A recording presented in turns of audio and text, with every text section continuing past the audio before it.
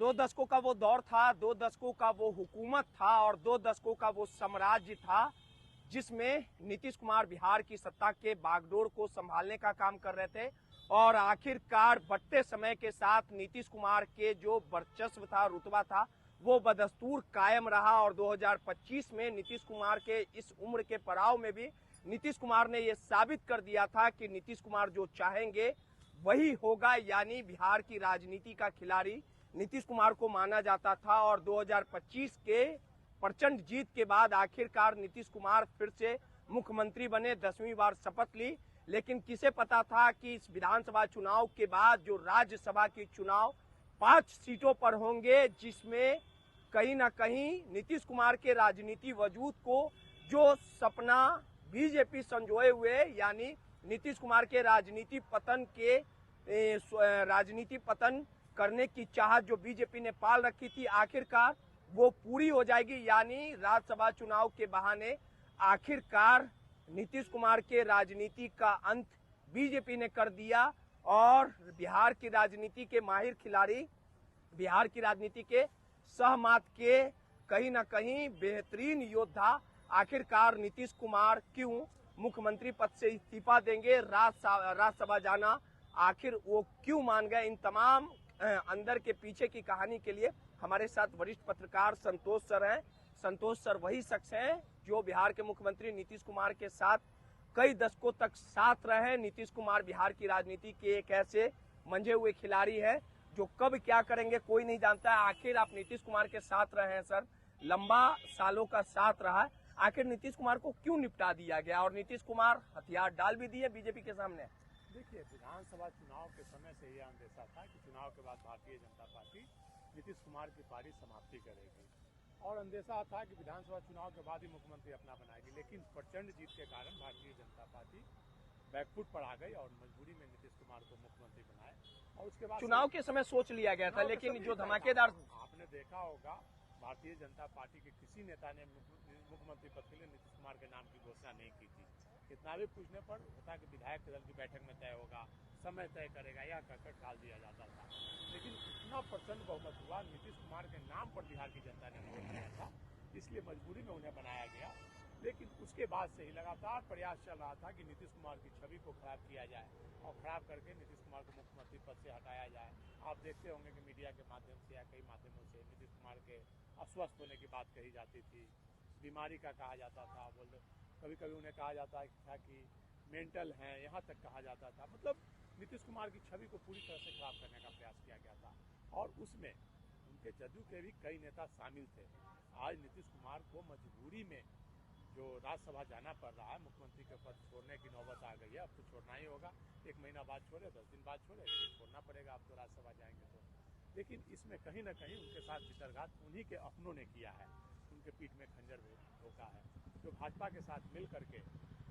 और नीतीश कुमार अब उम्र के इस पड़ाव पर हैं, वो न कुछ कह पाते हैं न सोच पाते नहीं। लेकिन एक चीज समझ से परे है कि नीतीश कुमार उतने भी अस्वस्थ नहीं है कि वो चीजों को समझे ना, बारीकी से बोले ना। लेकिन आखिर ये वजह क्या है, किन शर्तों पे ये चीजें हुई, आखिर क्या प्रेशर पॉलिटिक्स हुआ, आखिर कौन मजबूरियों के कारण नीतीश कुमार को राज्यसभा जाना पड़ा, आखिर इस खेल के पीछे जो असली खलनायक है वो कौन है, वो बारीकी से आप बताइए। देखिए, जहाँ तक मेरी जानकारी है तो कहा जाता है कि जनता दल में अभी जो भी नीतीश कुमार के इर्द गिर्द दुश्मन थे, कुमार के जो नवरत्न है वो भाजपा समर्थक माने जाते हैं। चाहे संजय झा की बात कर लीजिए, वो तो भाजपा से ही आए हैं। ललन सिंह हालांकि समता पार्टी के समय से नीतीश कुमार के साथ हैं, लेकिन इन्हें हाल के दिनों में भारतीय जनता पार्टी से उनकी नजदीकियां बढ़ गई है। इसके अलावा जो नौकरशाह हैं, दीपक प्रसाद ले लीजिए, प्रत्यय अमृत ले लीजिए, और इसके अलावा कोई भी नेता ले लीजिए, विजय चौधरी ले लीजिए, वो भी कांग्रेस से आए हैं। तो नीतीश कुमार के इर्द गिर्द रहने वाले ही नीतीश कुमार को निपटाने का काम किया। निश्चित तौर पर जो उनके नवरत्न है इर्द गिर्द, वही लोग आज नीतीश कुमार को राज्यसभा भेजने के लिए मजबूर किए हैं। नीतीश कुमार मान भी गए। मजबूरी देखिए, उम्र के पड़ाव पर जब आदमी, हर व्यक्ति, आपके घर में भी दादाजी होंगे, पिताजी होंगे, जब 60-70 पार जब उम्र करता है तो उतना निर्णय लेने की क्षमता नहीं है, शरीर कमजोर पड़ जाता है, निर्णय नहीं ले पाते हैं लोग। तो ऐसी परिस्थिति में जो आसपास रहते हैं, जो साथ लोग रहते हैं, उन्हीं की बात मानी जाती है। तो अभी जो लोग नवरत्न हैं उन्हीं लोगों ने उन्हें कन्विंस करके राज्यसभा जाने पर मजबूर किया। और कई राजनीतिक दबाव भी होगा, हो सकता है सीबीआई ईडी का भी मामला हो, ब्लैकमेल पॉलिटिक्स होता है जो अभी प्रेशर पॉलिटिक्स नीतीश कुमार के साथ हुआ है। निश्चित तौर पर वो सामने नहीं आ रहा है, क्योंकि नीतीश कुमार मुख्यमंत्री पद से इस्तीफा तो देने इस वाले पूरे नहीं। फैसले पे ये जो तमाम रणनीति तैयार हुई सर, तो इसमें ये माना जाए कि नीतीश कुमार के जो इर्द गिर्द रहने वाले थे, भले ही नीतीश कुमार ने 2025 के चुनाव जीतने के बाद शपथ ले लिया हो, लेकिन शुरू से ही नीतीश कुमार पर प्रेशर डाला जा रहा था। जेडीयू के इर्द गिर्द जो नीतीश कुमार के साथ रहते थे, उन्होंने भाजपा के इशारे के पे ही ये सब काम किया है। जान लीजिए इतना दबाव था कि आज जनता दल के 90% लोग, 99% वर्कर नहीं चाहते हैं कि नीतीश कुमार राज्यसभा जाए। वो चाहते हैं कि विकास पुरुष नीतीश कुमार ने 20 वर्षों में जो बिहार का विकास किया है उसको और आगे बढ़ाए। बिहार जनता दल के लोग और बिहार के खासकर जो पिछड़ा समाज है वो लोग नहीं चाहते हैं कि नीतीश कुमार राज्यसभा में जाएं और बिहार की राजनीति छोड़ दे। और एक बात जान लीजिए, नीतीश कुमार अगर राज्यसभा जाते हैं और निशांत को राजनीति में नहीं लाया जाता है, निशांत अगर नहीं बनते हैं, तो जनता दल में विद्रोह हो जाएगा। आप जान लीजिए फिर 90 के दशक में तो विद्रोह तो हुई ना गया सर। जान लीजिए संजय गांधी को खदेड़ दिया गया, जदयू कार्यालय में उनके गाड़ी पर हमला हो गया। संजय गांधी जैसा विधायक को लोगों ने कई बातें सुना दी।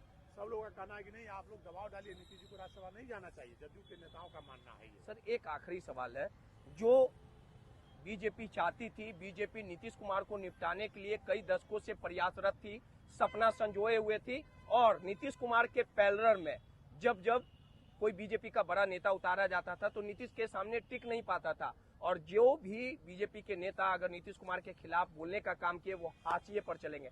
तो जेडीयू में जब ये पूरा फैसला लिया जा रहा था तो नीतीश कुमार के साथ, जेडीयू के साथ कोई तो ऐसे नेता होंगे जो इस फैसले का विरोध कर रहे होंगे कि नहीं, नीतीश कुमार के साथ जो गेम प्लान किया जा रहा है, जो राज्यसभा भेजा जा रहा है, वो तो विरोध किए होंगे, नीतीश के सपोर्ट में खड़े होंगे।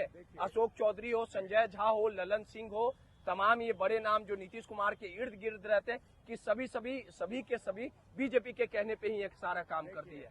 नीतीश कुमार को निपटाना ये इतना आसान काम नहीं है। नहीं तो निपट तो गए ना। आप जान लीजिए, जब भी लगता है कि नीतीश कुमार को निपटा दिया गया, नीतीश कुमार फिर और मजबूती के साथ उभरते हैं। आप जान लीजिए जब तक नीतीश कुमार जीवित रहेंगे, जब तक वो जीवित है, उन्हें निपटाना इतना, भले अभी लग रहा है कुछ समय के लिए कि नीतीश कुमार को निपटा दिया गया, राज्यसभा भेज दिया गया, लेकिन अभी और भी खेला होना बाकी है। आप देखिएगा, और जो भी लोग हैं अभी भाजपा की विचारधारा के लोग, जो भी लोग हैं, उनको आगे चल के मजबूरी में निशांत को राजनीति में लाना होगा।